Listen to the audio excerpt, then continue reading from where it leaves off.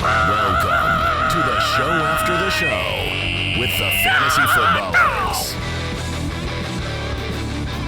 Get those luscious locks out. As you say, there's just a small set of eyeballs emerging from a sea of hair. You can barely, you're like hiding inside of a Wookiee. I should have started with Thundercats on that one. So if you're wondering Thundercats. why Mike's hair is so, on display, he's doing a really cool, what would you call that? A little perk that he's throwing out there for those that are willing to come alongside his aunt. He's trying to raise some money to help his aunt who's dealing with lupus. You can check that out at footclanhelp.com. If you want to donate and help out, he's going to cut it off. That's fantastic. Well, no, you got to use the hashtag. You can donate and hashtag FootClan and just be merry and that's that sense of pride. But if you need that extra push, if you donate and hashtag Bunoff, if we can get to $1,000 with hashtag Bunoff, I will hashtag Bunoff. You'll cut it off. I will cut it off. And I personally want to see that. There are many who do, and we will find out.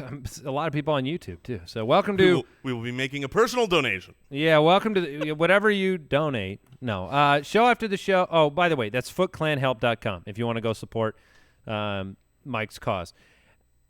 And now we're at the show after the show topic. We're talking, we ask for questions. If you have ideas for the show after the show, we encourage you to post them in the comments, send them to us. We love doing these.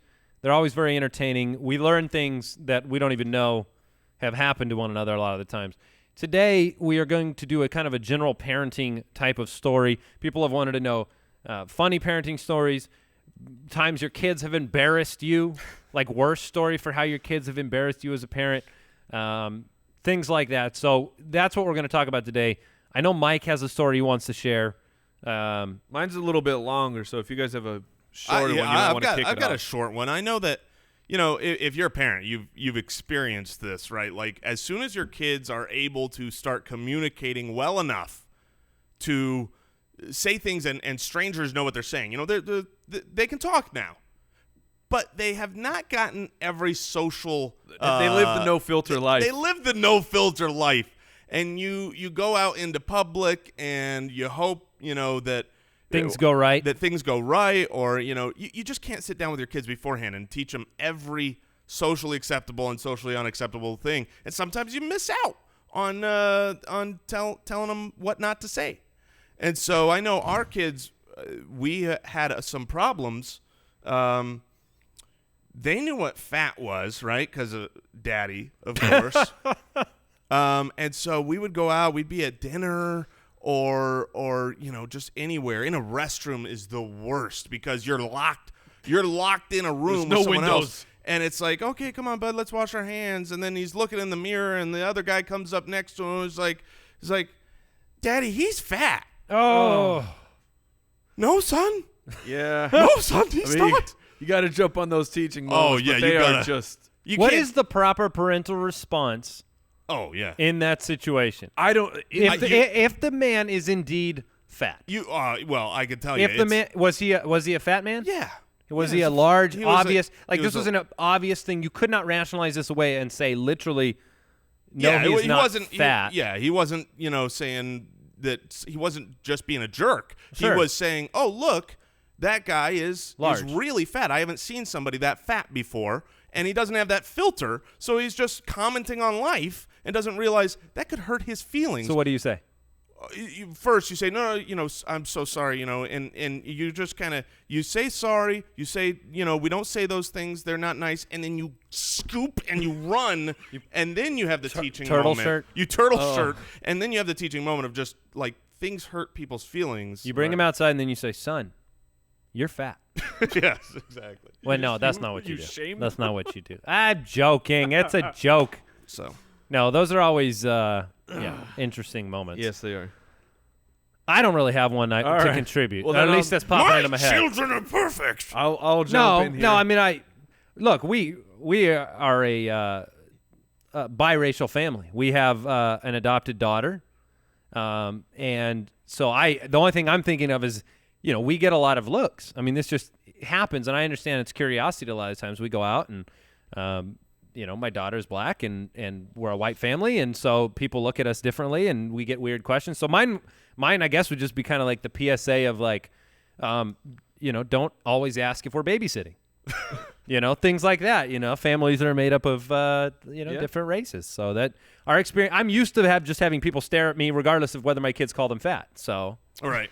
So mine, every parent's growing up, or as the kids grow up, every parent's got at least one poop story. okay, that's true. And some have more. I have maybe more than the average person, but there's one in particular, one that I enjoy sharing with my son, who, he's at potty age or potty train age. So we're mostly there, right? And when you're mostly there, every once in a while you have a regression. Well, we're on vacation. You still have regressions. Sometimes, just at night. Just depends on food intake. Well, we know Jason does. So, but we're on vacation. It's a beach vacation, so he's wearing board shorts. Yeah. And the board shorts do not come with the built-in underpants that the swim trunks do. So things are free, so to speak. Mm-hmm. And we're all playing, and he has one accident where I see him over by a tree, and just to be crass, a turd falls out of his pants. To be crass. And I'm like, what was that? So we just hits the ground? Yeah, just plop. So we think this is a one-time occurrence. For a little foreshadowing for you. So we move on. The next time, we are at an outside mall, and we are next to the bathroom. So it's kind of a buried hallway, so at least it's a little bit secluded. Apparently, he could not make it to the bathroom, and again, plop, plop, falls out. In a mall? An outside mall. Oh, okay. So plop, plop, there it is for everyone to see, and it's my wife and I. We are just like, oh, this is. I mean, people are walking by as I'm going Cinderella here on the ground, trying to clean up my son's droppings. Cinderella. I mean, my son's droppings.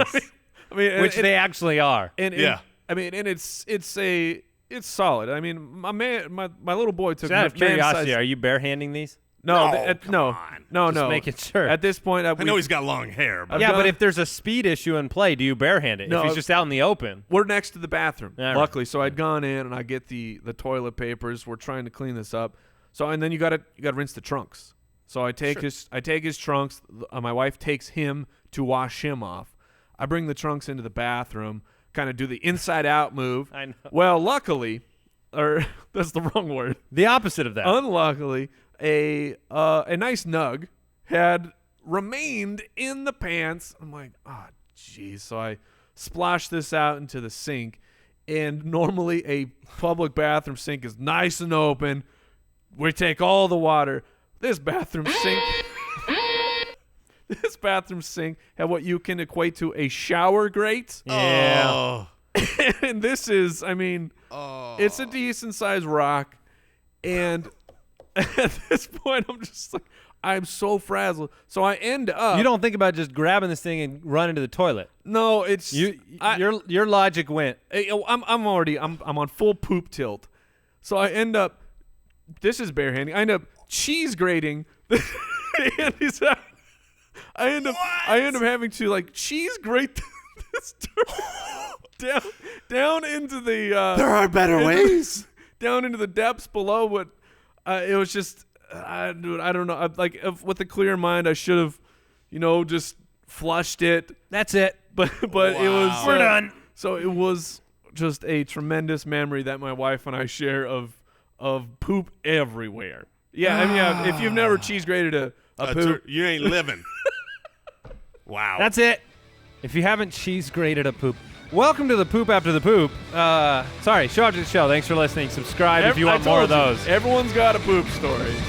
So. You've got like 1,400, and most of them are on Facebook. Goodbye. Goodbye.